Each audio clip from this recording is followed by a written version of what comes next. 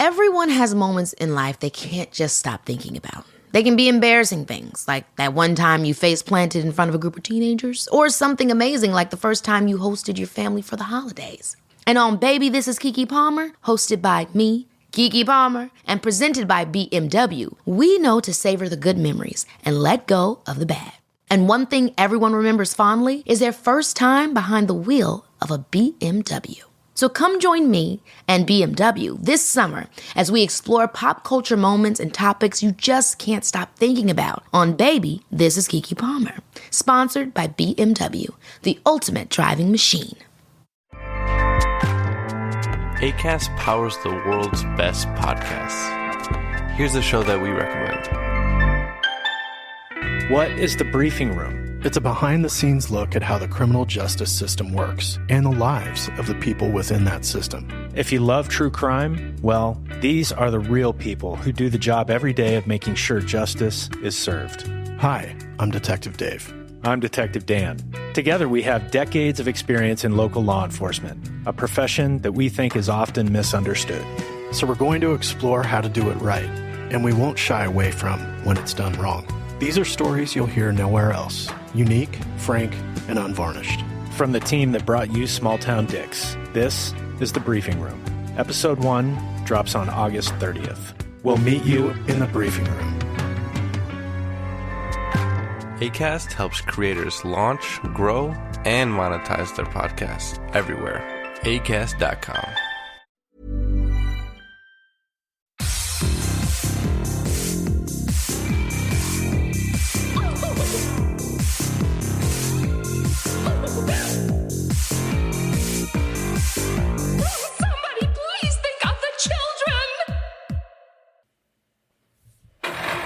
I mean, I guess you could fucking do that. The door is open. You can open it. I'm sorry. Just open the door. Is that the dog? No, it's her cat. It's my Simon's cat. cat. She knows that that's like the tone to like get the door open. I love that she waited until literally until it just started recording, and that's what we get. I love your cat. Bitch, I love her so much. And welcome back to Scarred for Life, the podcast where we open up old wounds by looking back at the films that scared us as kids. I'm Terry. And I'm Mary Beth.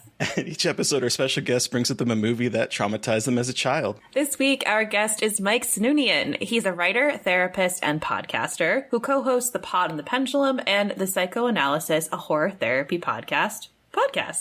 He's also the co-host and assistant programmer for the Telluride Horror Show. Welcome to the show, Mike. We're so stoked for you to be here. Yeah. I am so excited to come on the show and speak with y'all, because we've definitely spoken separately before, and I love this show, so I'm really, really excited to be a part of it. Thank you for having me on. We're excited to have shows. you.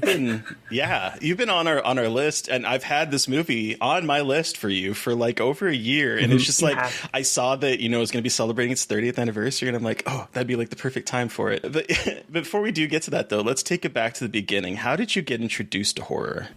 So I got introduced to horror through my grandmother, on my mom's side, Nana. Nana loved old scary movies, but did not like watching them alone.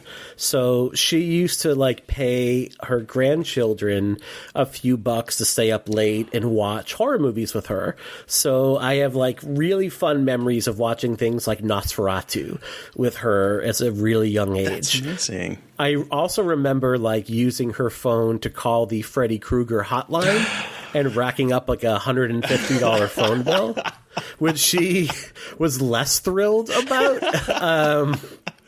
So God rest your soul, Nana. And I just like fell in love with the horror movies at a really early age. Like my dad would watch the Creature double feature movies on the local UHF affiliate. So we'd watch like Universal and Hammer Horror. And then the Tales from the Dark Side show would be on after that. And then just growing up in the 80s, like you would just like bike to the local mom and pop video store. You would grab a Friday the 13th movie or Faces of Death or like anything that looked cool. And just like that would be your Saturday night, like watching horror movies with friends with pizza. And, I mean, like before the internet, if the only way as a young man you could see boobies was to really rent horror movies or find, forest porn. The person they would like. Forest porn. Forest porn is my favorite. We've talked about forest porn a couple times in the show. God damn. So forest porn. I had it's pretty typical childhood when it comes to horror movies, and it's how I got started, like watching them like as a kid, just reading Stephen King or any book about vampires or zombies or ghosts you could check out of the library, sitting around with friends, and then just being like, these are the coolest movies in the whole world, just absolutely falling in love with horror. I have to ask, though, what was it like to call that Freddy number? Because I remember wanting to call it, my parents being like, absolutely not. Do you remember anything about it? They were, if I remember correctly, it was like Freddy introducing the call, and then it would launch into like a short story. So like usually a 3 to 4 minute story. So each call was basically somewhere between like $8 and $10 when all was said and done. And they weren't particularly great stories. Kind of like, I don't know if you remember the Elm Street television show. Oh, I sure do. Yeah, which at the time, like in like 8th grade when that would come on, like that followed by the Friday the 13th TV series, like that was my Friday night, junior high school jam. Like that's what I would watch, and like, this is the greatest shit ever. And then like as an adult, you go back, you're like, oh my, this certainly was something. It was something. So it was kind of the telephone equivalent of that. Amazing. And so, like, you mentioned a bunch of stuff that you watched with your family, but what were some of your favorites growing up? Some of your horror favorites? My horror favorite, like the one that got me to really sunk its teeth into me, was actually Freddy's Revenge, A Nightmare on Elm Street Part 2. Oh, that was the first Elm Street movie that I watched, and I remember it was in my friend's basement. It was the friend that had the swimming pool in the big house, so we would go there and watch movies and go swimming.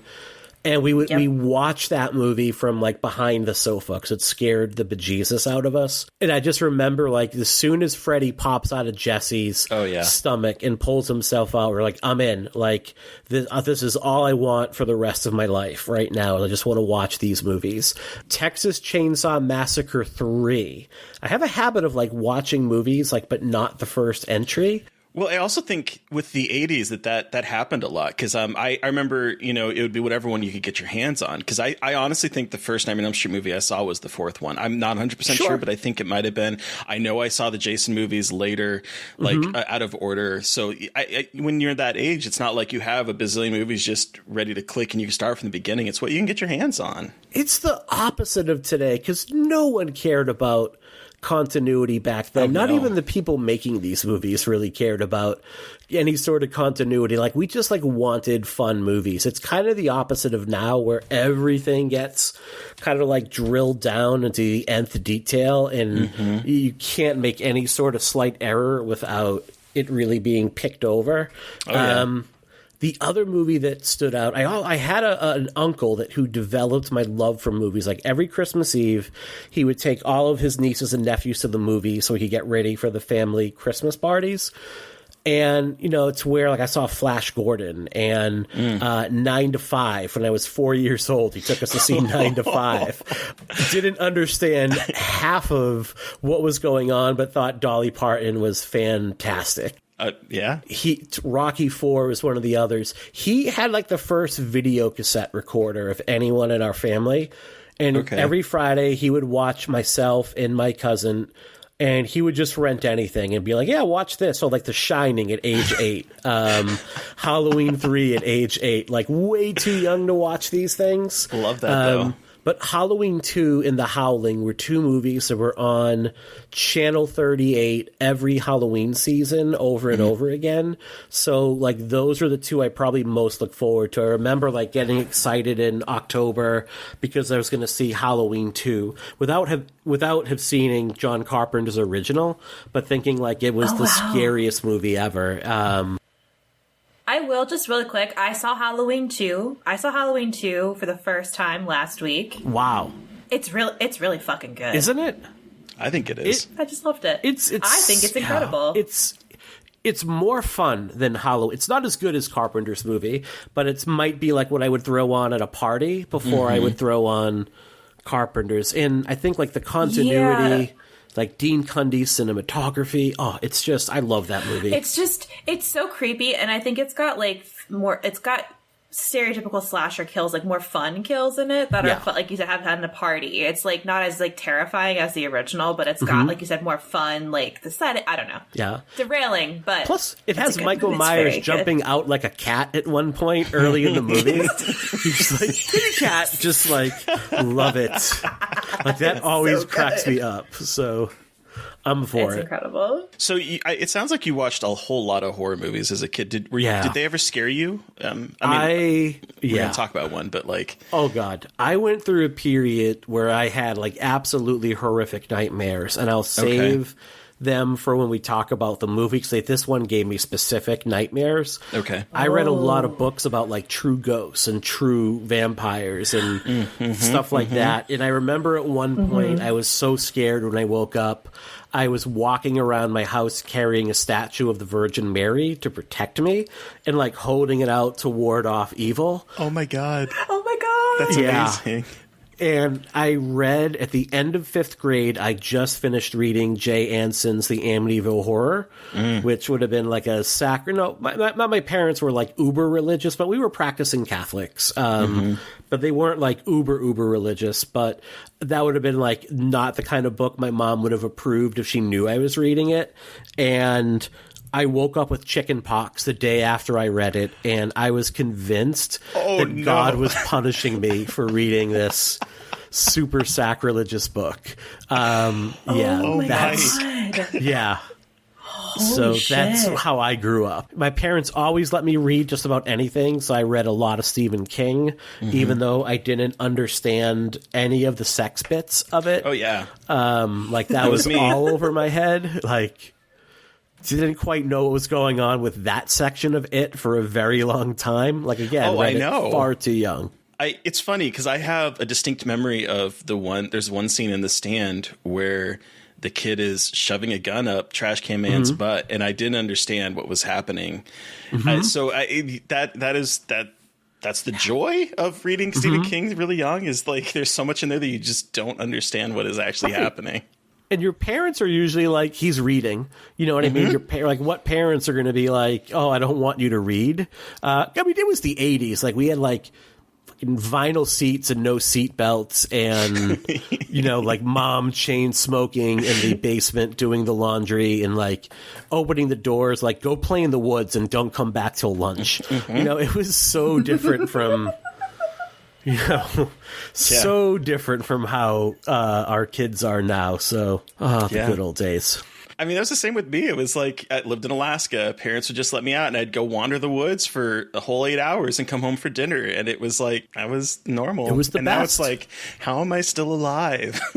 We could get into, because I work as a therapist, we could get all into child psychology and how we're doing kids like a disservice now with like setting up play dates and helicopter parenting and kind of like not letting kids figure out peer conflicts, taking away things like recess. And God, we could get into a whole debate of how we're just messing generations up, but we'll save that. I think I was like, so I grew up in the 90s and the early 2000s, but I didn't live near the woods. No, I did. I did wander in the woods, but my mom was very much like, go forth and play with the kids in the neighborhood. And just like, I didn't have it was like right before I had a cell phone, but I lived right by the playground. So she's like, just go and like, I'll come check on you. And it was great. And there was like a creepy old house in the woods behind the soccer fields that we would always try to dare each other to go into. And I was always too scared, but like that was the best, because there was even a creepy old house that used to be a plantation. Thank you, Maryland, that we would all just like stare at and try to like go into. Did you grow up near like the Rustin Parr house from Blair Witch Project? Like, is that? No, but now I live near Burkittsville now, beautiful. like 40 minutes. But no, this like has it had a similar vibe, but it wasn't stone, but still pretty fucking creepy. Right behind the elementary school.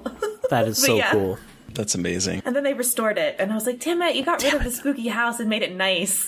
Darn it, you guys, trying to preserve history. Yeah. It's like history. looking at the Michael Myers house in Halloween Kills, I'm like, I would live there. I love what they're doing with the wall sconces. Like, I was like the painting, the decoration. I would totally live in that house. It was beautiful. So what draws you to horror now as an adult?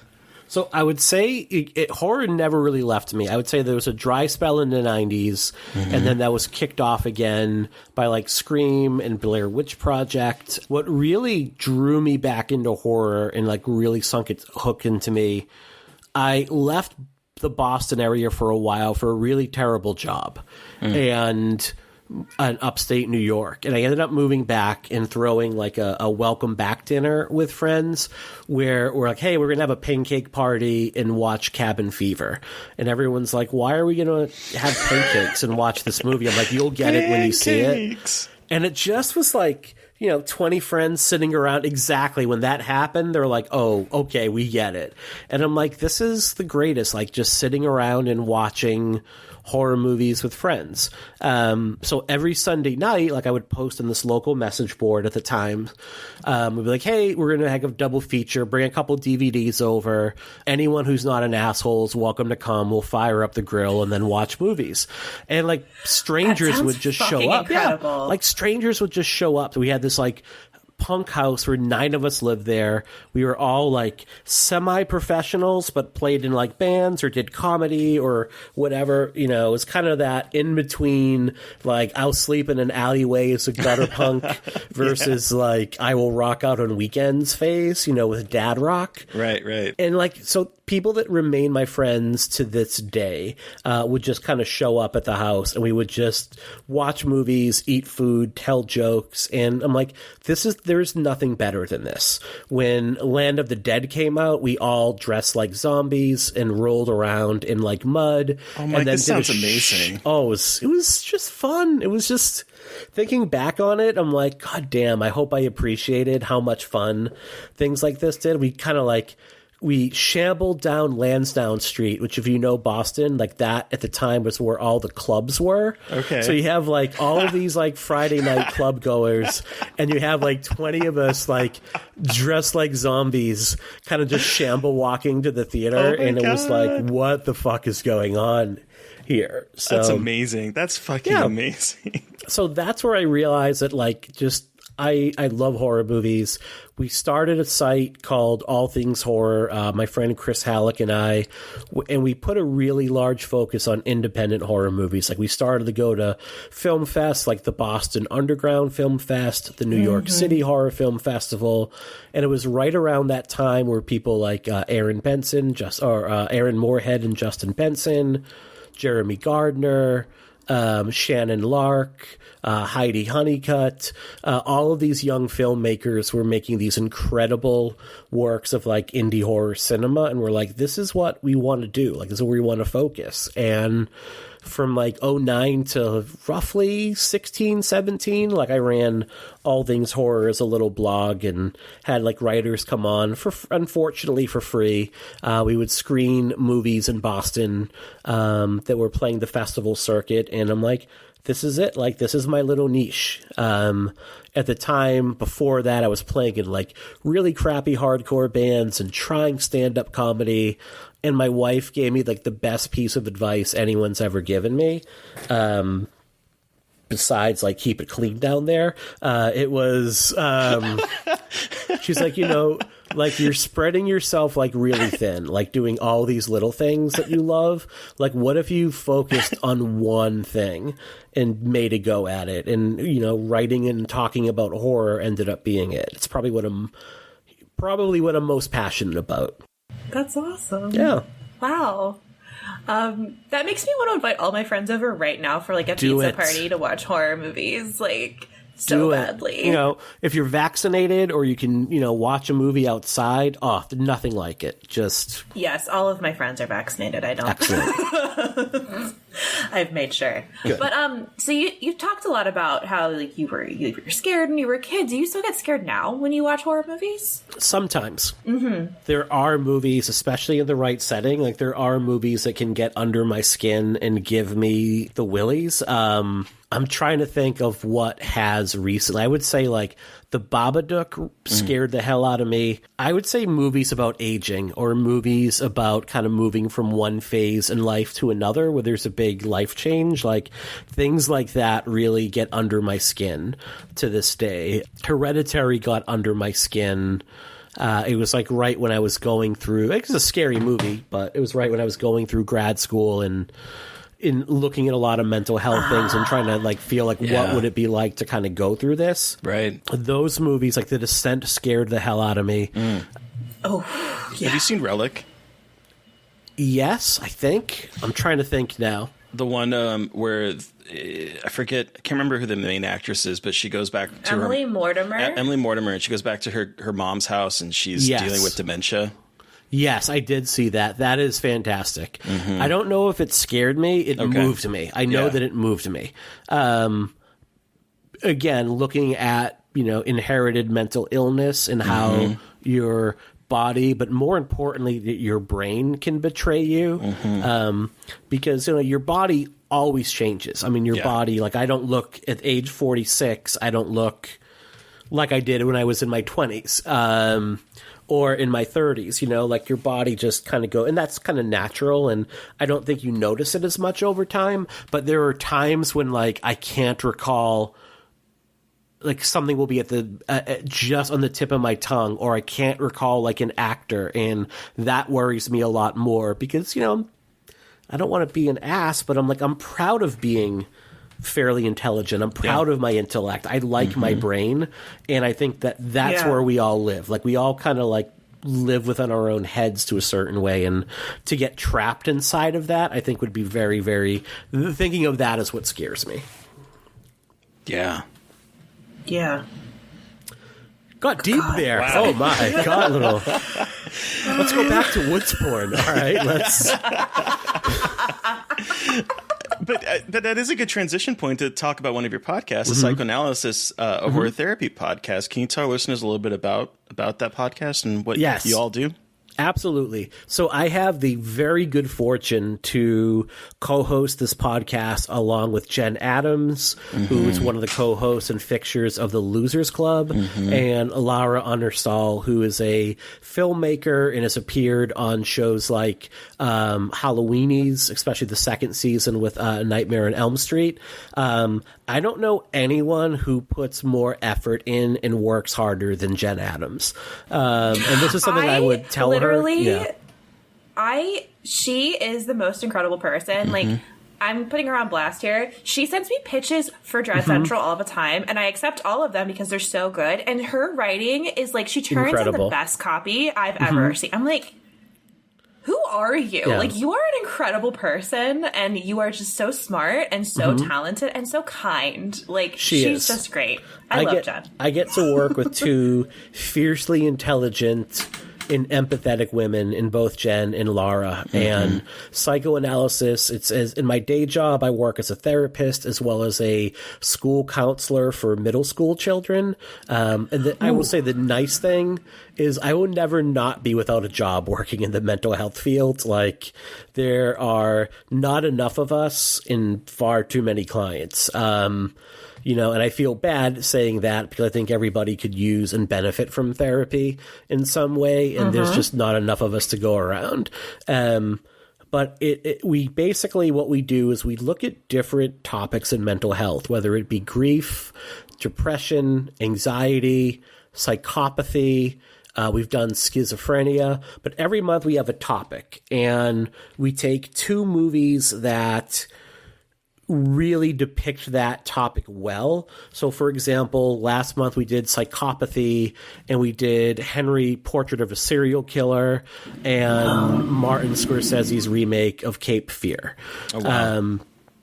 And what we'll do is we'll dig into like the symptoms of the disease, the traits to look out for, the potential efficacy of treatments for it, and what potential outcomes can be. Most of it is like peer-reviewed, peer research. So we try to take it serious, and then we explore how the movie makes us feel when we watch it, our history with the movie, and then dive into the themes of it. So we do 2 of those episodes a month, and we alternate those with what we call comfort horror movies, where we have guests on and they bring a movie to us and they talk about why a movie, brings them comfort or joy, or why it's like kind of their go-to. And those tend to be a little bit lighter episodes. So that's what we're doing with Psychoanalysis.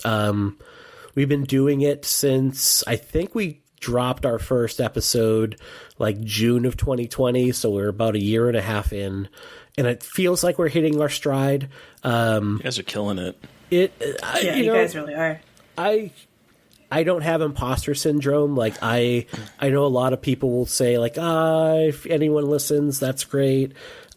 No, I'm really proud of the work that we do in that show. Like, I will be upfront, and because it makes me better at my job. Like, I do a lot more reading, a lot more research than I would do otherwise. Yeah. And I think horror, more than any genre, can dive into the human condition. It does an amazing job of depicting all of our fears, all of our worries, all of our anxieties, but it also, in the right circumstance, can give people like a lot to cope with. I had this conversation with a driver when I was out at Telluride. Like, why are you watching horror movies? Isn't there enough like bad shit in the world? I'm like, well, this actually, horror fans tend to cope better with what's going on in the world around them. They have more tools to do so. They tend to be more empathetic, and they tend to kind of confront their anxieties or terror a little bit more. So I bring this up a lot of times on the podcast, but it's Wes Craven, his quote that horror is boot camp for the psyche. Yeah. That quote. And then the other quote about how it doesn't create fear, it releases it. Like that's how I always feel about the horror genre. Whenever someone asks me like a random, like, why, how can you go to a festival watching so many horror movies? And like, well, I also got asked the horrible question of like, you're such a nice person. How could you like horror movies? Like my family. Yeah. My family has stopped asking that question, but for a long time, they were just like, you're so sweet. I'm like, are you still into that stuff? I could just say like, well, John Wayne Gacy was a community leader as well. So, that maybe, yeah, we get stuff like, why do you watch that? Stuff like that. The best is like my daughter really loves horror as well. And she's 11, and I am far more permissive of a parent than mine were. Like, she doesn't have to really sneak to watch anything. So she'll describe like scenes from like Psycho Goreman to her friends' parents, and her friends' parents are like, "You're not going to let our kid watch that while she's there, are you?" I'm like, no, of course not. We definitely, no, we're going to watch Sallow, 120 Nights of Sodom, What kind of person do you think I am? The sadness. You're going to screen the sadness for the class of 11-year-olds. I can't wait till Ada watches The Sadness when that comes out. Oh, I love that movie so much, and she'll be 12 when we can watch it, so it's about the right age. It's a PG-13 movie, so we're kind of on the cusp. Like, yeah, like PG-13. Yeah. Like, it's just yeah. But you also have another podcast, Pod on the Pendulum. Yes. And would love to hear about that one as well. So this is one, it started before Psychoanalysis, and I started it with Jerry Smith. Jerry and I would cover franchises. So we would do, let's say there are 4 Scream movies, we would do 4 episodes on Scream, and we would just start, running through all the classics like Friday the 13th, Halloween, A Nightmare on Elm Street. In November of 2020, Jerry had to step away. Like, he's put pretty huge emphasis on making music in the past year. I would definitely recommend going to Bandcamp and checking out his project Rainy Day for Ghosts. He makes this incredibly moody and atmospheric music. It's a lot of fun to listen to. So he had to focus on that and his writing and some other stuff. And in the past year, like, Lindsay, Travis, and I have continued the show where we've covered things like Urban Legend and Final Destination Destination, the Conjuring movies, and the Evil Dead series. We just wrapped. Oh, this month we're doing like non-franchise stuff, more like shoot the shit episodes in preparation for Halloween. Things like video games and comic books and festival movies we've seen, just to change it up. So that show, it's like 125 episodes. Lindsay and I have talked. I think our schedules have gotten a bit bananas, and I would say check the show out while it's still there. It may go on hold for a little bit, or it may pick up in a slightly different form, but it's another show like I'm really proud of. Like, my goal with that was like, when we're done talking about all the Halloween movies, we wanted listeners to say, damn, like, we've got that covered like soup to nuts. It's like a real oral history of like the movies we covered. And, I'd say like there are other shows like Halloweenies and Kill by Kill that do stuff that is very similar to what we're doing, and they do it a little bit different in a completely amazing way. But I would say like, I really like being kind of lumped in with that crew. So yeah, absolutely. Cool. Yeah. So also, I got to meet you in 2018 at Telluride Horror Show, and that was my very first festival, and it was amazing. And so it's amazing to me. I'm curious how you got involved with Telluride. So, we ran into each other on the Goose. Yeah, we did. The shuttle that goes around. Yeah. I have to say that you should be proud of me, because like I was just going to sit there and not say anything, because I am incredibly shy in person. And I was like, no, I need to say hi. But I was this close to not saying hi. And I was like, it's Terry from Kaylee Dreadful. Like, I like your stuff. And that's how friendships are made. I got involved with Telluride Horror. Like, Brad McCarg, who's been one of the hosts there, offered me press to come out and cover the festival for their third year. It was like their third festival. I'm like, sure, I'll come out and cover it for press. Like, absolutely. Like, that sounds like a lot of fun. And then like a couple weeks before the festival, their other at the time they were only doing 2 screens, and it was really only locals that would go to the festival. It was still really small. Their other co-hosts had to drop out. So Brad's like, hey, I know that you host indie horror out in Boston and you've done hosting, and you're kind of a loudmouth who likes to hear himself speak, which he didn't say that, but if you know Brad, that is something you could picture him saying. I could so see him saying that. I wasn't going to bat an eye. Yeah. He's like, do you want to host? And I'm like, yeah, I'm a loudmouth that likes to hear myself speak. Absolutely. And it was just one of the best experiences of my life. Like, just getting up to introduce all of these like phenomenal fucking indie horror movies and all these short films, meeting all the filmmakers. The crowds are excellent. And Ted Wilson, who founded and runs a fest, is like, this is your gig every year if you want it. I'm like, wait, you're going to pay me and put me up and you're going to pay my airfare, and you're going to put me up in lodging, and you're going to, hand me like a nice little check at the end of this to come watch horror movies for 3 days in the most beautiful spot in the whole country. Like, listeners, it is both expensive to stay there, and it is absolutely beautiful. So this is like, it is amazing, insane. It's the most beautiful place I've ever been. Yeah, it is. Like, I mean, having breakfast with like Phil Tippett, the dude who did, animation work for like RoboCop and Jurassic Park and Star Wars, and you're like, I'm having breakfast with this dude. Like, this is crazy. Meeting Frank Henenlotter and like hearing all his stories, and then by day 3 being like, I don't want to hear another Frank Henenlotter story. Just like, absolutely, he's the sweetest dude. So I've gone there 9 years, and watching the fest grow. Like, we're in bigger theaters now. We've like sold out every freaking pass we could this past year. That's fucking amazing. It is just like it's the thing I look forward to the most every single year. Like, my 3 days going out there to host and see these friends I've made.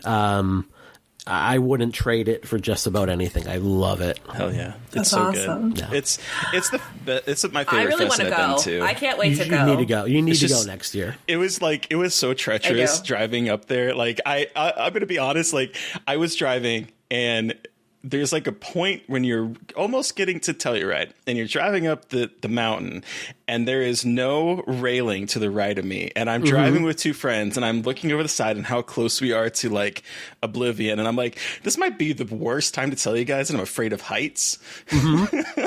As I am driving. Were you driving? Yes. I was. Oh my God. And then on the way down when we were leaving, I was like, guys, I will pick up driving like 30 minutes to an hour after, but I can't. And so I closed my eyes and I slept the first like 30 minutes to an hour on the way down. Cause I was like, if we die, I don't want to see it coming. There you go. Sleep through that. Yeah, it's, for those that don't know, it's this little kind of like old mining / ghost town that is nestled like 7,000 feet above or 9,000 feet above sea level. And it's this tiny, tiny little town. It is like crazy expensive. Like their whole industries are like film festivals and skiing. Like that's what people live on. I think Oprah and Tom Cruise own properties there. Like that pretty much tells you kind of everything you need to know, but it is so beautiful. It's so beautiful. It really is. So we've talked about you, Mike, but what movie did you bring with you today? Oh, we brought a good one. We brought 1981, celebrating its 40th anniversary, dear God. Gary Sherman's Dead and Buried. Dead and Buried. So here's a quick synopsis for everyone who isn't familiar. Dead and Buried is a suspense horror film set in a small coastal town where, after a series of gory murders committed by mobs of town people against visiting tourists, the corpses begin to come back to life. I love this IMDb synopsis just sort of spoils the movie. Like, it does. It just spoils it. But okay. It did, but I still loved it because I guess it does spoil it. I didn't think about that. I read the synopsis before I watched it and I was like, okay. And then I was like, wait, hold on. That's the end of the movie. Oops. But, Mike, you have said you have a very good story about this movie and why you brought it. So please tell us. I want to hear it badly. So I have this really distinct memory of watching this movie or parts of this movie with my parents in our like downstairs living room. Like I can still picture like where the fireplace was, the wood paneling, where the TV was. And we were one of the first families to get cable television. And if anyone remembers the really old school cable boxes, you could cut a sliver of an aluminum can and slide it in this little slot under the box, and it would descramble it. I did this like as a kid. I'm like, I'll try that out. So we got like all of a sudden we have like HBO and the Movie Channel and Showtime. I remember watching this movie with my mom and my dad, and the opening scene absolutely wrecked me. Do you remember how old you were? I had to have been like 7 or 8 years old. It had to be like when this thing would have debuted. I was pretty young. Like, Perfect and it's age. honestly like not the kind of thing my parents would typically let me watch. I don't know why. I think honestly because they had no idea what this movie was. It was just like, we're flipping around. This looks like a nice beach scene. Let's sit down and watch this together and it should be okay. Oh, the opening of this movie feels like it should be a romantic comedy or a romantic drama. It's such a meet cute that goes so horribly beautiful. awry. It's just this beautiful, and I guess like when they filmed it, it was a really sunny day, and they ended up putting like tarps up to kind of block the sun because they wanted to give it that kind of fall in New England feel. But you know, I'm watching this, and like number one, like Lisa Blount, like the actress in this from Prince of Darkness. Oh, that's right. She's just like achingly beautiful in this movie, and I remember like. It definitely hit at a time where I'm like just starting to notice things like that. It's serene, it's peaceful, and then it just turns in a dime. Like there's no setup, there's no real hint that things are going to go sour. Like it doesn't tip its hand in any way. And what really messed me up was just how, like, and I still have a hard time with horror where a person is completely incapacitated and they don't have any sort of means of escape. Like I can watch the grisliest slasher movie where someone at least has like a fighting chance to get away. But if you incapacitate someone and then just like slightly poke them, that will disturb me a lot more. This was probably the first time I'd ever like watched someone get so viciously attacked in a movie. But what really set me over the edge is when they burned him alive and his like screaming, his face in the netting. Those images like stuck with me for years. Like I remember like crying in my bed after seeing that. And around this time, I would have these really vivid nightmares, and two that stuck out. There's one where I'm driving home with my mom, and I look up at the moon, and it's this blood red moon with this like really vampiric face. And I remember we pull up to our mailbox, and my mom's like, you know, open the mail. And I open the mail, and I get like pulled in by these like white gnarled hands.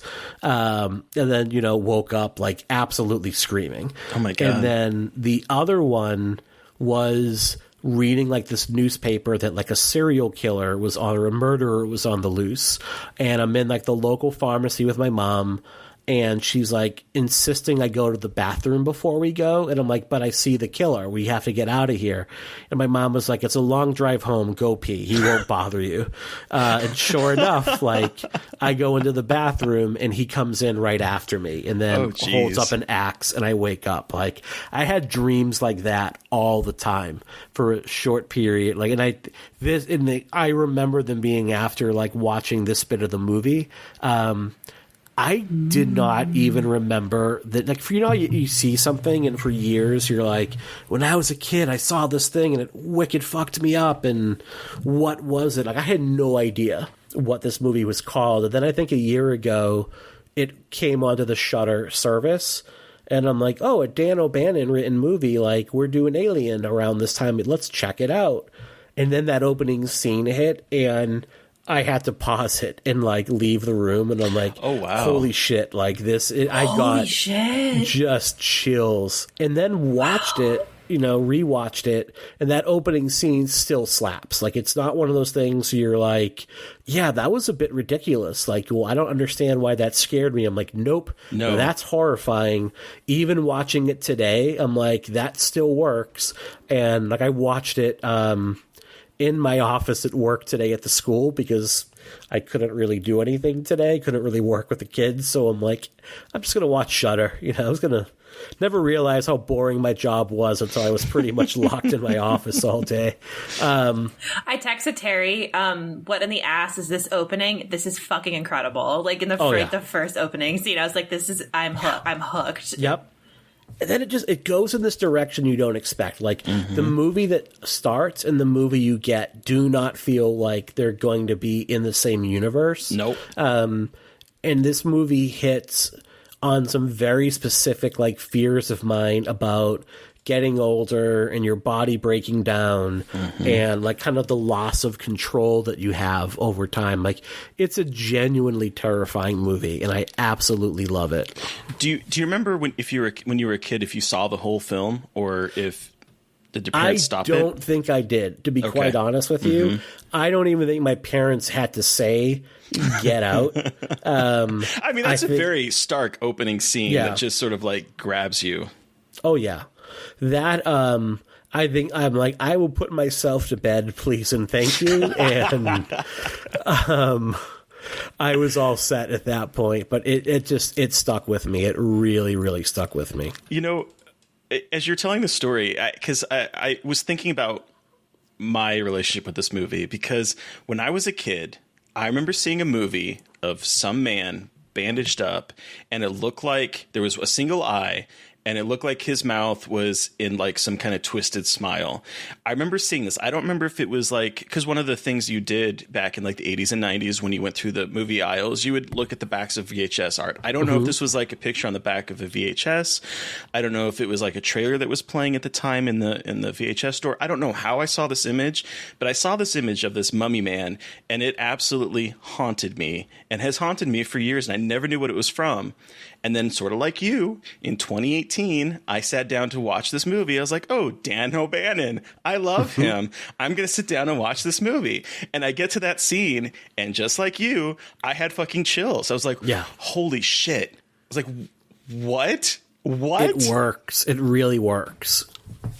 That scene. And what's interesting is that as a kid, I was so terrified of it because I thought he was the villain. I thought he was the monster. And it was such the way that image looks when in a freeze frame, it looks like he is malicious, demonic, evil, like he's going to fuck your shit up.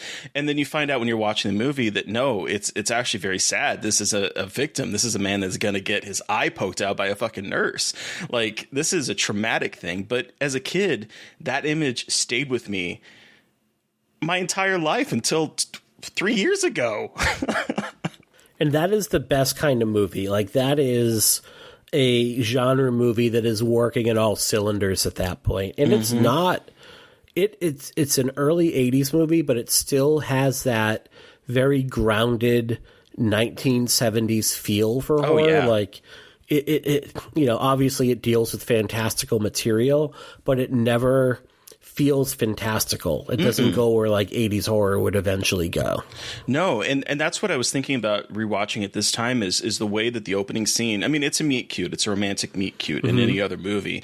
And the scene of him snapping pictures of like the still life and like all that kind of stuff. And then he sees the feet of the woman. And what made me laugh this time is that the sax kind of picks up in the song that's playing. And it's like this kind of flirty, sexy sax number. And I'm like, oh yeah, and even watching it this time, and it's been only 2 years since I first watched it, I was like genuinely shocked when she's snapping photos of him with the camera flashes. And then the town folk are just beating him senseless. Including a young Robert Englund. Hello. Yes. Before he would become Freddy, right? Isn't that? Yeah. Well, yeah, about 3 or 4 years. 3 or 4 years, yeah. Wild. So it's just wild watching him pop up into things. He was very handsome. Oh, he was. Like seeing him in that, like, my God, what a dish. Just super cute dude. What was great about that opening scene too, like rewatching it, is the banter between the two of them, because like he is not picking up on her vibe at all, like that kind of like, I am like looking to kind of like flirt with you. Like he's like, I'm a photographer from St. Louis. Like, you don't get famous. You might get money, but you know, he's kind of like dismissing her. And it's not until they're a couple minutes in where he's like, wait a minute, like she's into me. And then things shift gears a little bit. And then, when they appear out of nowhere and then the other and just beat the shit out of him, and watching him struggle in that netting and the way like the nose is what got me, and the way like one lip is kind of ensnared in it. It's really disturbing. I would say like this movie what hit me today were two things. Number one, it was written by Robert Shusett, who's one of the producers of Alien, and Dan O'Bannon did rewrites for it, although he's the credited writer. It was basically like put my name on it in order to get this movie made. But Shusett and O'Bannon obviously co-wrote Alien together, worked with Ridley Scott. This movie has huge Halloween 3, but also Blade Runner vibes throughout it. Like watching this idea of like not knowing your own identity and kind of like trying to hunt down this kind of noirish feel to it, where you have like a lone person that is like trying to uncover this mystery and the whole movie is about identity and not knowing like what is real, what's free will. You know, I think it's like the line that really hit me was when Nobbs is saying, she's dead. She doesn't have any memories. She has what I give her. Like huge replicant vibes going on there. And you could just see Scott, O'Bannon, and Schuster shooting the shit around the table when they're coming up with Alien, and just like, what else do you got? And like going into and I don't know if this happened, obviously, but you could see where like very similar kind of ideas and themes taken in much different directions. Yes. I had that same epiphany watching it now about how this sort of deconstructs the noir genre. And I was like, is this a neo-noir? I'm questioning, because at the reveal at the end where you find out that Dan, spoiler alert everyone, is dead, he has been suffering from amnesia this entire time. Basically, he is he doesn't understand his own identity, as you said, Mike. The fact that we have like a routine car accident that sort of like starts to open up, that there's something bigger going on there, and that mystery goes all the way up to the top of the town, and the entire town is infected by this. The paranoia of someone not knowing what's happening, and everyone around him seems to know a little bit more than he does. The femme fatales you have too. You have the nurse in the very beginning that ends up, you know, turning on the guy and then stabbing him in the hospital, and you also have Janet is ultimately revealed to be one by the end of the film. Lovely Melody Anderson from Flash Gordon. Yes. What a run. Oh, great 2-year run for Melody Anderson here with Flash Gordon and then Dead and Buried. One of the things that hit me when Dobbs says to Dan Gillis, I really love these back and forths between us. I don't think this is the first time this has happened. And Dobbs is very much the puppeteer that is kind of like setting up. It's kind of like, it's like the Matrix, like it's all happened before. He's like, he basically wakes Dan up from like a slend. Maybe this time he's the sheriff, but I don't know, maybe another time he is the principal or the doctor or some sort of assistant. Like, you get the feeling that like this is kind of what keeps Dobbs occupied, setting up these kind of games for him. And that's a really chilling thought. Again, like to your statement of like amnesia, this idea that like your memories no longer belong to you. This idea that like you have a foggy recollection of the past, or you don't know what came before. And that to me is a really terrifying thing. Yeah. And I also just wanted to point out that Dobbs is played by Jack Albertson, who plays Grandpa Joe in Willy Wonka and the Chocolate Factory, which is where I know him from. And so this is the first time I've seen this movie and really had actually ever heard of it. And I'm so glad that you brought this movie to the podcast, because this is a fast favorite. This is incredible film. But going from like the character that I know him as like the joyful Grandpa Joe who's like singing and dancing around, and then this character, it was like a mind fuck, but he's incredible as the villain, because he kind of has that little bit of glee that he imbues in Grandpa Joe. Like, he has this every time like someone's talking to him, it feels like he's got a smile in his voice, even if he's talking about something serious. Like, he knows what's going on. Like, he's like you said, he's the puppet master, and like, so you can hear him smiling and being kind of gleeful about his game that he's playing basically with the whole town. He's incredible in this film.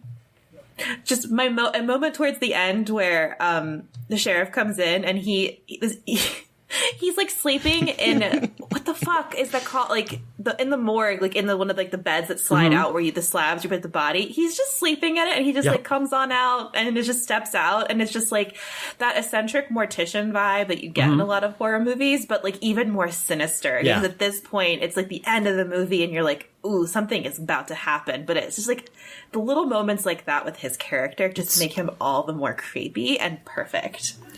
He gives off this vibe, because you mentioned the glee that he gets. He gives off the vibe, like, have you ever bought someone like a birthday or Christmas gift that you know the person you're giving it to is going to absolutely love it, but they have zero idea of what they're actually opening up? Like, you know they're going to be like shocked and surprised and love it, and you get that look on your face like, oh, I can't wait until this person opens it. Like, Albertson, his character of the mortician Dobbs, like, has that look throughout like the last third of this movie, when you start to realize, you know, how plugged into this thing he is. It's really wonderful. It's a really wonderful performance by Albertson, who I believe like passed away like a couple months after this movie debuted. Yeah, I think he was able to attend the premiere with like the assistance of like an oxygen tank, but he was really ill at the time of filming it. And you can see, like you said, like Grandpa Joe, he's bedridden in Willy Wonka, but he still looks pretty. Like, he does not look like a guy that's been bedridden for 20 years. And here you get that really gaunt, emaciated, almost skeletal look to him, which was not by design. The other thing is like that last line of the movie when Dan realizes that he's dead, and he looks at his hands and they're falling apart, and Dobbs just says, "Oh, let me fix those for you." Again, it's just, and then it ends, and it just like freeze frame, ends, end. There's 2 points that like this is bringing up to me. The first one, as I was watching this time, was how much this kind of feels like not training wheels, but sort of like the things that he's exploring in here, he would go on to explore in the Return of the Living Dead as the director, because you have like the mortician that is eccentric in both of those. And you have like the Return of the Living Dead is all about like these dead people, they eat brains because they're suffering, and that's the pain and all that kind of stuff. And I was thinking about that in relation to this, where everyone in this movie ultimately ends up being zombies. And that kind of like pain of like your body rebelling against yourselves, and like that kind of the last scene of him, he's looking at his hands and they're desiccated and falling apart and rotting, that kind of aspect to it. Just like I was thinking, I can see some of the themes in here that he goes on to explore. Yeah. Like what, 4 years later, I think. Well, and also like the version of the zombie they have in here is more like the traditional classic horror zombie, and especially when Janet is reading it to the kid. I think it's the kid, and like the scene where she's talking to the kids about witchcraft, I believe.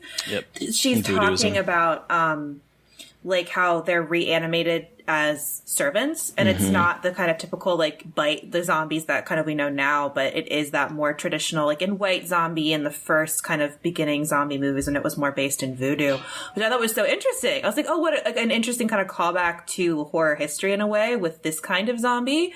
But this kind of zombie also to me is so much more terrifying because he is orchestrating this, like he's reanimating them for his own design in that really incredible reveal sequence when he fires up the projector and like all of the film starts playing of all of the murders, because the recurring motif in this is that every time someone is killed, everyone's taking pictures, it's being filmed, like it's a spectacle, and there's flashes. He's making his own snuff films. Yeah, okay. I was thinking that because there's especially this moment where you see them slitting this guy's throat, and I'm like, this is snuff film. These are snuff films, and he is collecting them and he's watching them and he's showing them again, and it's so creepy. And I feel like that's not as like jumped into as much as I would like, but at the same time, what I love too was when he was like, I'm not going to explain shit to you guys. I'm taking my secret to the grave. And I was like, I respect when a movie does that and not just like leaves it open. This is the part where the villain's going to spill his soul and tell all about, this is all my plan from the beginning. He doesn't do that. Yeah, and like, you know, it could be considered like, oh, they just didn't want to write an explanation, but it fit his character into being like, I'm not going to tell you how I did this. Like, this is my fun little project where I make dead people pretty again. And like, I don't want to put them in the ground because look at my work. I can't hide my art from everybody. Art. He's angry when he's angry at Dan when he's not able to get the identity of the first victim. I remember him saying, like, if you could contact his family somehow, I could make him pretty. I could have like an open casket. How dare now I have to have like a closed casket. And there's this idea that goes through, because the cameras are never explained. Like, one of the things that recur is like, I imagine maybe it's like some sort of trigger, like the flash, because you see this in other movies as well, where like Get Out uses this actually. Get Out uses this exactly as one of the, and I wonder if that's maybe where Jordan Peele got this from. This idea that when the camera flash goes off, like for a moment, you're restored, like you know who you are again. But, you know, one of the things the camera does is it captures and preserves a moment for eternity, or for as long as that picture lasts. And one of the big motifs of this film is like the idea of like the human form changing and aging, or in this case rotting away because they're all dead. I think it says that Janet, she can only stay in her form, which is really gorgeous. I mean, Melody Anderson is a beautiful woman. She's stunning. 3 weeks at best, and then she needs to be touched up again. This idea that like we take pictures of ourselves and look at how we used to look because we want to preserve those memories, and you know, the picture we have in our brain of how we appear versus the reality of what's in the mirror, it's not always the most flattering thing. And we have this weird obsession with physical perfection. and anything that is not physically perfect needs to be changed, and the imperfections need to be literally in this movie sculpted away. You see this with the hitchhiker where he resculpts her to his liking. And again, Stan Winston, like, we talk about his work a lot in things like The Terminator. I never hear this movie really brought up when it comes to, like, Stan Winston and his effects, and this is some of his best work. Like, this is some incredible effects work. It's very subdued or subtle, I think. And the scene that really jumped out at me this time was the hitchhiker scene where we are seeing the kind of like time-lapse photography of the person being built back up from taken apart and then built back up. And it's a scene where Dobbs is using that device to like pull open her eyelid and then popping in that eye. It's like so squidgy, and it just like I was like, oh, this is really uncomfortable to watch. Yeah. But also kind of to your point, his comment, one of my favorite lines on this watch, and I took a note of it this time, was his comment about how a cosmetologist gives birth. I make souvenirs. He is making these kind of playthings, these sort of like souvenirs to life that he is able to stage, to play with, to like examine, to like enjoy.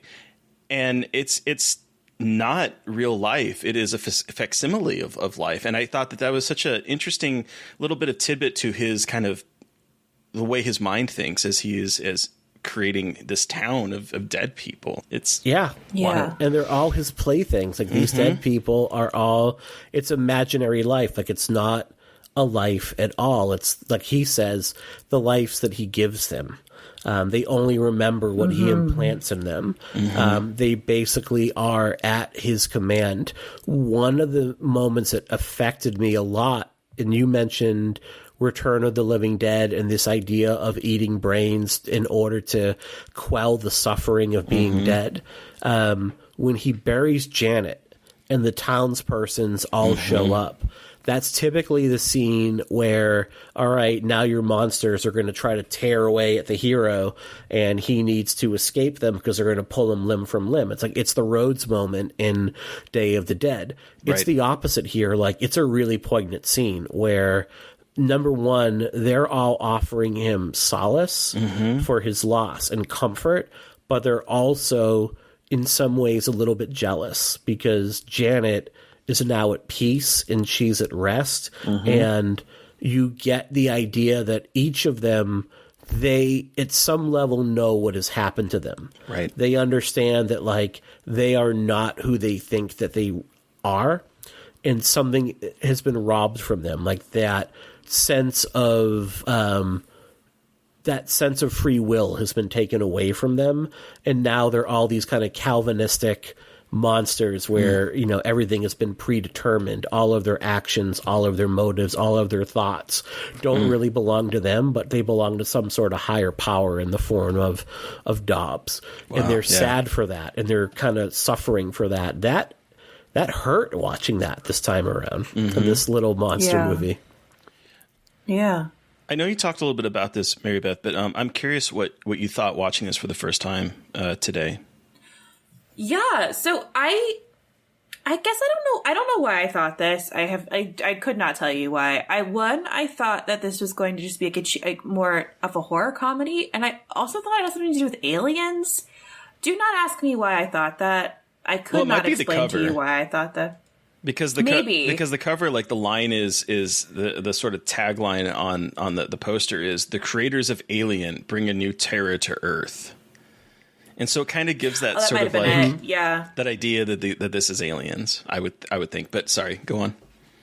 Yeah, no, but that is a good that makes a lot of sense. But I started watching it, and then the opening scene happened. I texted Terry like, "What the fuck? This is incredible!" And then I was sold. Like I was absolutely hooked with this movie. And like once again, this podcast is a great way for me to be watching these movies that I've never heard of or might not have been exposed to, or like had to have been like forced to watch, because it's so creepy and it's so unnerving and it's unsettling, and the ending really hit me, like especially when Dan, right, the sheriff, the screams he lets out when he finds out.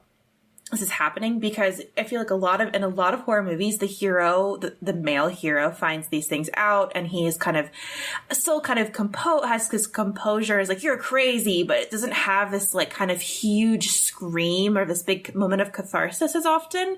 And just having his first reaction be wailing really just like cut me, because that's, in my mind, like, my reaction would just be like, what? Like, just an outright just letting loose of this, like, primal scream of realizing, like, what is going on, and, like, a complete not being able to understand, like, what is being revealed to you. Cosmic like, horror. Your wife is not who you think it is. Yeah. Like, and this is before he finds out that he himself is one of these creations. He's like, my wife, like, he sees this video of his wife having sex with somebody and killing him while the whole town walks in. And it's just like the entire like third act is just harrowing, emotionally intense, but also like the mystery in this movie is propped up by these really incredible set pieces. Like, the part that really got to me was when the family was in the house. What a great set piece. That's an incredible moment where it's this family, they're tourists, they get into an accident and they crash in front of a house, and they think, oh, we should get help, a cold compress for our kid who hit his head. So they walk into this abandoned house, which is, you know, always the smart move. But you saw a light in the window. Okay, I want to pause for a moment, because I immediately, when that happened this time, started singing, "There's a light over at the front." Like, I was like, it's Rocky Horror. In another life, this would be a Rocky Horror movie. But sorry, go on. I was just like...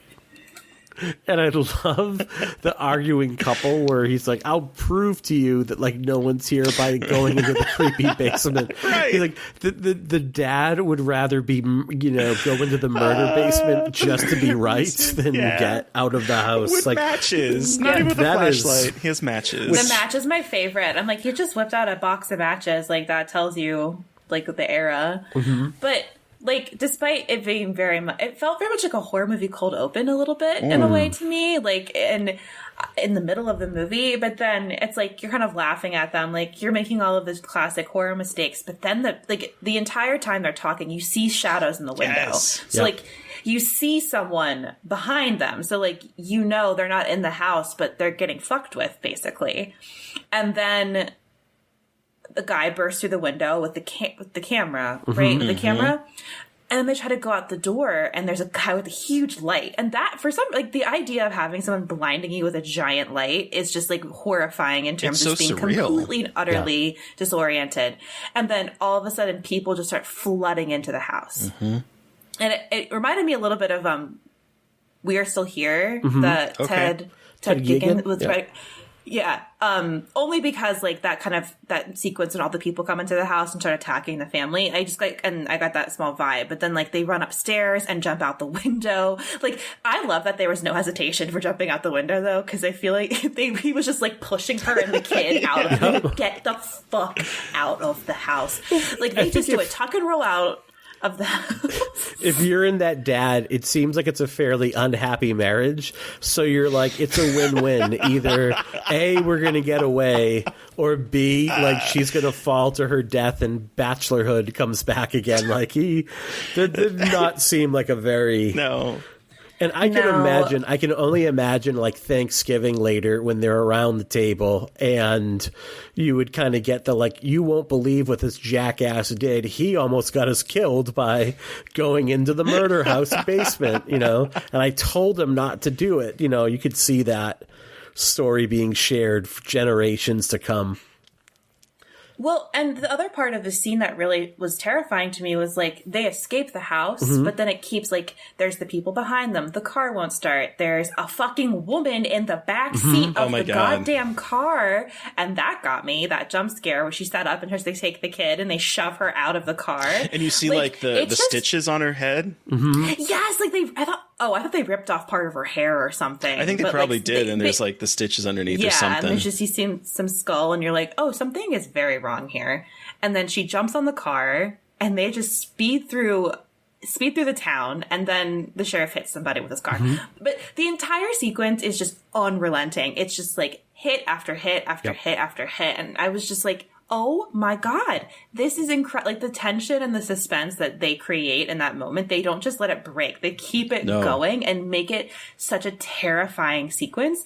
Like, oh my God, when like the town is backlit and they're walking towards them and like it's the guy with the giant light and they're all just slowly walking towards them. Like, it's just it's terrifying. I was not expecting how terrifying these sequences are going to be in this movie. And I'm so glad. Like, again, very good, like, sleeper Halloween, like Halloween week movie was very, like, not anticipating that. And I'm very excited it was that.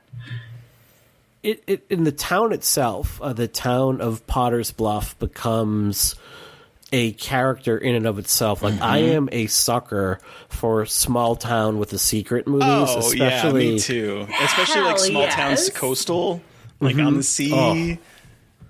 Give it to me. Just put it in my veins. And to your point, like Mary Beth, like it's not like these aren't scares that we haven't seen 100 or 1,000 times over in thousands of movies in the past 40 years, but there's just something about the way that these are staged, the way they're lit, the way they're edited, where it just gives you a little bit more. And like to your point, like shining a huge light in someone's face rather than just like brandishing a weapon. You don't expect that. You would, if it was like an axe over his head, that would be cool and you would get startled, but it's not unnerving, like just like blinding someone for a moment is. And you don't get a feel for like, what is the end game here? Like, why are they doing this? That is all that uncertainty also makes it unreal. Another movie that's new that gives off this vibe, and he said he pulled directly from Dead and Buried. Mickey Keating, who directed Darling, Psychopaths, and Pod, and I know I'm missing a couple. His new movie, Off Season, starring Jocelyn Donahue. It gives off like a massive Dead and Buried vibe to it. Mixed with Silent Hill. Oh, yeah. Very mixed with Silent Hill. Best adaptation of Silent Hill, the video game, I've ever seen without actually being called that. I think people are going to really dig Off Season. Sorry, I'm looking it up right now, putting it on my watch list because I loved Pod and Darling. Like I love that like low key, like very DIY, bumblecore kind of horror movie. And it is that, but it's small and intimate, but like looks massive in scale. If that makes any sense, I think fans are going to really dig that. The other movie that, like, I feel like Halloween 3 and Dead and Buried share a lot of the same DNA. You have a person, like, investigating a mystery. You have this group of, like, humans that aren't human.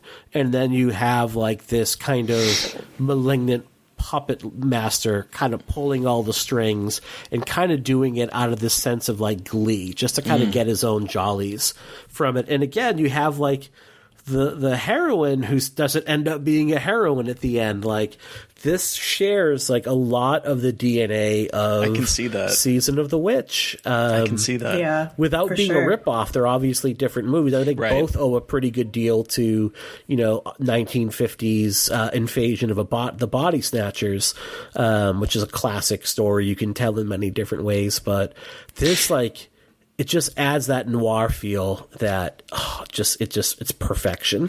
Yeah, you said earlier, Mike, about how this doesn't feel like an 80s film. It feels like a 70s. And the invasion of the Body Snatchers definitely, I think, feels into that. The sort of like a lot of the 70s, there's a lot of paranoid thrillers, a lot of like either like espionage, but it was all about sort of like political intrigue, or it was about this not knowing what's really going on. Yeah. And that is at the center of this movie. And I think this movie does so well is the way that it unfolds the twists very slowly, but very like purposefully, where the opening is that meet cute that turns horrifying.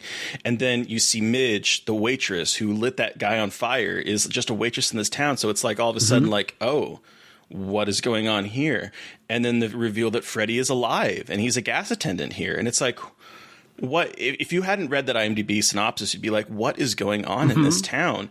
And then Dan hitting someone and the arm twitching in the grill, and the man or the person picking up and running off with it, the dead hitchhiker sitting up on the table. Like, it is unspooling these little facts to us that either Dan doesn't know about, or Dan is completely in the dark on, because we're seeing stuff that he doesn't necessarily see. So there's that dramatic irony of like starting to piece things together before Dan actually gets to that point himself.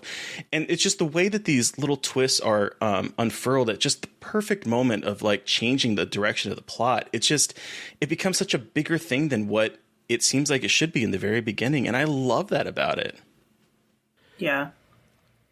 And the filmmakers give you nothing as it goes along the way. No. Like I think in a way that respects the audience. And I don't necessarily think that movies do that anymore, because I think audiences don't allow for filmmakers to do that as much anymore. Like, you would need like an end of or midway through the second act, you would need like some sort of exposition dump that would at least clue you in. And I think what Dead and Buried does is it tells the audience, like, you're adults, you can go along for the ride, and we will give you things when it's time to give them to you.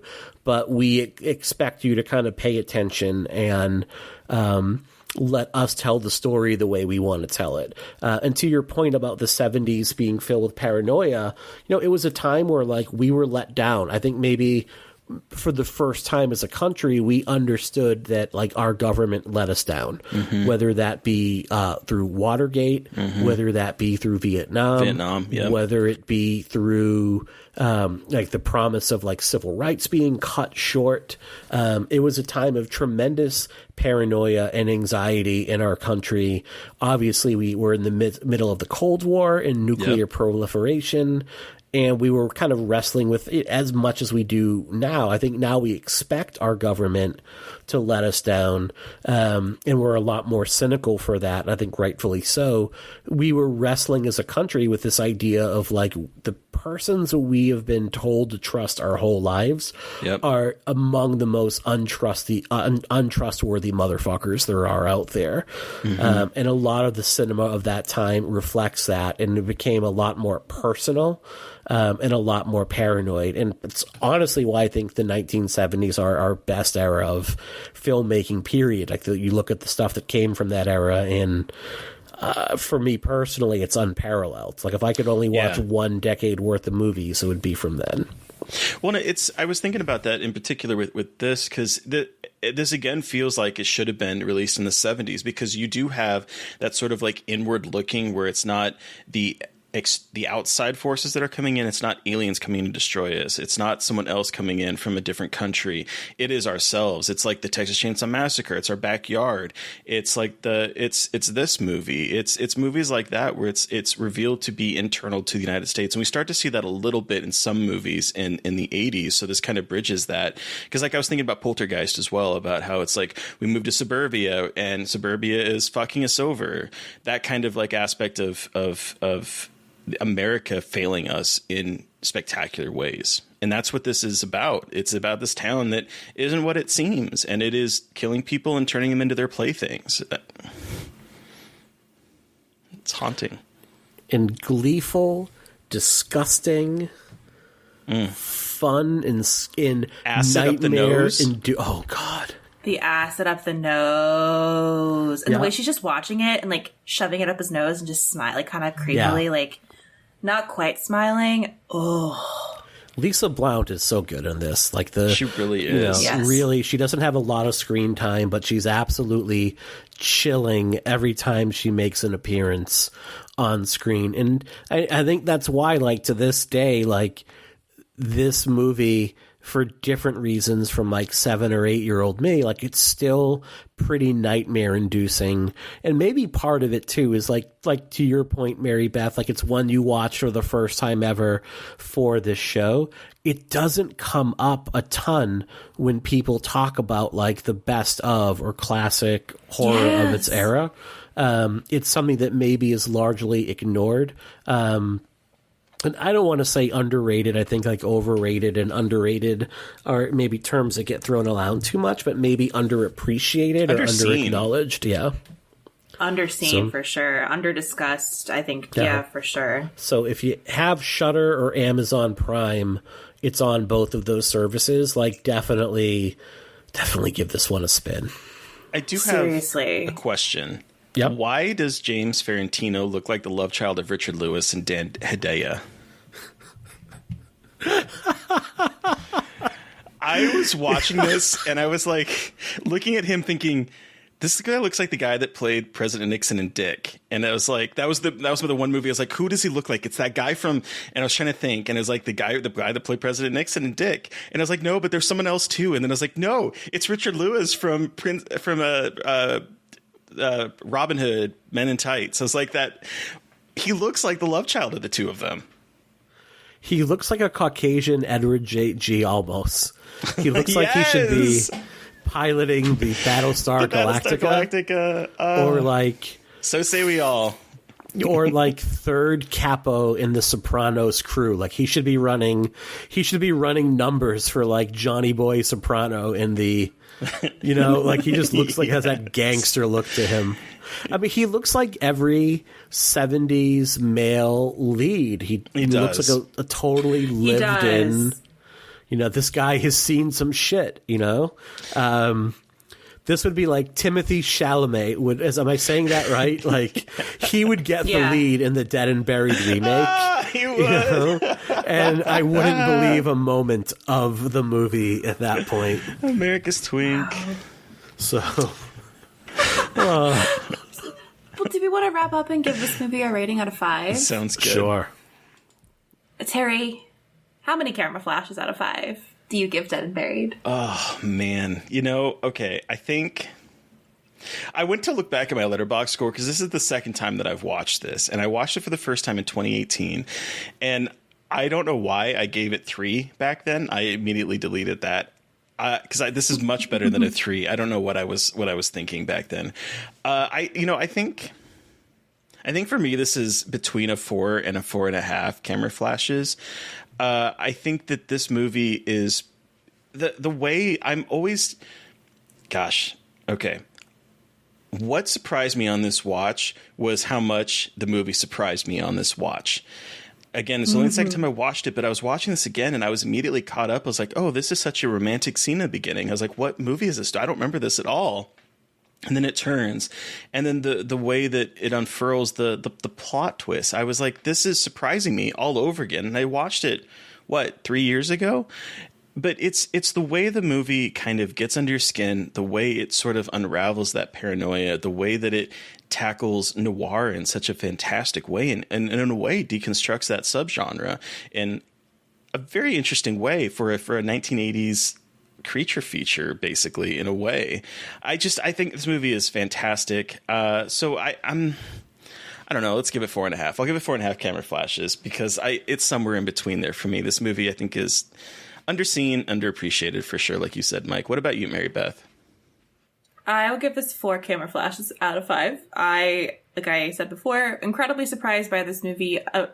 An incredible example of why I love this podcast, and a movie that I got to see that I might not have ever watched or have been exposed to and been completely surprised, especially by Albertson's performance. Like, that was what really struck me with this movie, especially, is just his character and his kind of orchestrating of the whole thing. But I also love Janet's character, and the scene I want to just briefly mention we didn't talk about was when he finds the voodoo book in her drawer, and there's this like really intense tension between the two of them, and it's just I don't know, just the emotional intensity of this movie was so unexpected, but in a very surprising in a great way. And it's a movie I want to watch again already, just so I can like absorb it again.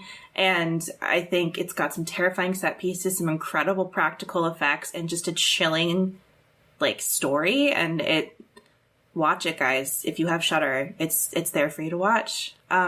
Mike, you have the final word. How many camera flashes out of 5 do you give this film? As Terry went back and mentioned, I had to look up what's my Letterboxd score for this. I gave it 5, so I'm going 5 camera flashes. Hell yeah. And is it a perfect movie? No, of course not. Few things are. It's no Shakes the Clown in terms of movie perfection. Love you, Bobcat Goldthwait. But this movie was literally nightmare fuel for me for 40 years. Yeah. And if a movie can do that, then my God, it has a way of sticking. And then rewatching it as an adult and then finding all new terrors from this movie. It's just one of those things that it sticks in the gullet. It sticks with you long after you're done playing with it. I already know that tonight when I go to bed, I will lie awake for a good 20 minutes longer than I normally would, like thinking about some of the things from this film and why else do we consume art except for it to have it consume us after we're done with it. You know, I don't want anything that's going to be immediately disposable. I want this sort of thing. I would say that if you're looking for something to pair like this Halloween season or post-Halloween, this and The Fog together, I think would be two wonderful movies to kind of watch back to back for different reasons. Yes, of course, the remake starring Smallville's Tom Welling. Who actually... He probably would get like James Ferrantino because he's at that age. I was going to say, he does kind of have the hair, or at least he had the hair and that kind of look. So yeah, so that's a great pairing. That would be a fun watch. I'd definitely seek this out. Yeah, definitely seek out Dead and Buried if you haven't. I just love it. It's so good. Thank you so much, Mike, for joining us to talk about Dead and Buried and for introducing it to Mary Beth. Where can our listeners find you, and what do you have coming up that you'd like to share? Sure. So you can find me over on Twitter at Mike_Snoonian. You could also follow our show's psychoanalysis at Psycho A Pod and the Pod of the Pendulum at Pod and Pend over on Twitter. So for October at the Pod of the Pendulum, we did something a little different where we did like shorter shoot the shit style episodes, which were a lot of fun to do and they were a little bit low pressure. If you haven't listened to the Pod of the Pendulum, go back and listen to like our episodes on Alien or John Carpenter's Halloween or R2 on the first Elm Street. That'll give you a really good feel, I think, of what in our Blair Witch Project episode. That gives you a good feel of like what we're all about, and then see if you want to kind of take it from there. At Psychoanalysis, it's a really fun month. We're doing childhood development this month, which is a really, really fun. I got to talk about like Freud's theory of psychosexual development and Piaget's development to operational operant theory. So this month we just recorded our episode on ginger snaps yesterday. I still need to see that movie. Oh, it's good. You know, it's solid. Growing up as a teen girl in the early 2000s, it really captured my experience. So we have that. We have The Faculty. And I am already... Oh, we're doing Raw as our other movie on development. So yeah. And again, like that show was great for like Jen and Lara. I don't know anyone who works harder than Jen in terms of like putting things together and getting everything set up. And Lara is just this incredibly intelligent woman with these like just fierce takes and takes that come out of left field that I would not have seen in 100 years that are like, oh, that's brilliant. I will absolutely ask you to delete this part out of your show. We must keep her down. No, they are. I'm truly blessed between that and with Lindsay at the Pod and the Pendulum to work with some incredibly intelligent women that I get to learn things I never would otherwise. Awesome. Cool. That's awesome. So listeners, you've heard from us, but we want to hear from you. What was your experience with Dead and Buried? You can send us an email at scarredforlifepodcast@gmail.com, or you can reach out to us directly on Twitter. I am at MB McAndrews. And I'm at Gaily Dreadful. And of course, don't forget to follow the podcast on Twitter at Scarred Podcast. And please don't forget to review, rate, and subscribe. Thank you to Eric Power for our artwork. Thank you to Sean Keller for our music. Thank you everyone for listening. Please stay safe out there, but most importantly, stay creepy. And until next time. Oh, won't somebody please think of the children?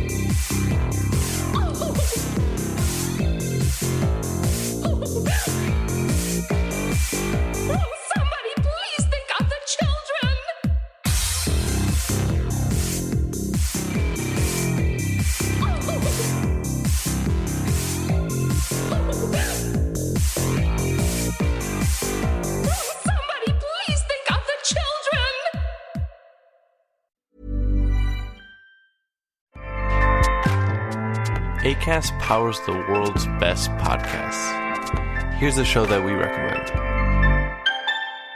What is The Briefing Room? It's a behind-the-scenes look at how the criminal justice system works and the lives of the people within that system. If you love true crime, well, these are the real people who do the job every day of making sure justice is served. Hi, I'm Detective Dave. I'm Detective Dan. Together we have decades of experience in local law enforcement, a profession that we think is often misunderstood. So we're going to explore how to do it right, and we won't shy away from when it's done wrong. These are stories you'll hear nowhere else. Unique, frank, and unvarnished. From the team that brought you Small Town Dicks, this is The Briefing Room. Episode 1 drops on August 30th. We'll meet you in the briefing room.